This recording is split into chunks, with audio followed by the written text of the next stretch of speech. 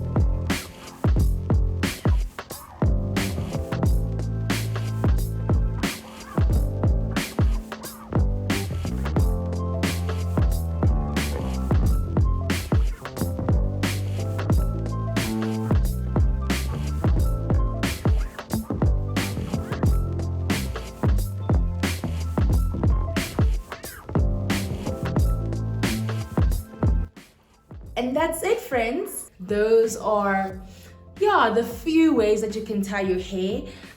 There are quite more out there, but please do take note to not over manipulate it, because it will get tangled.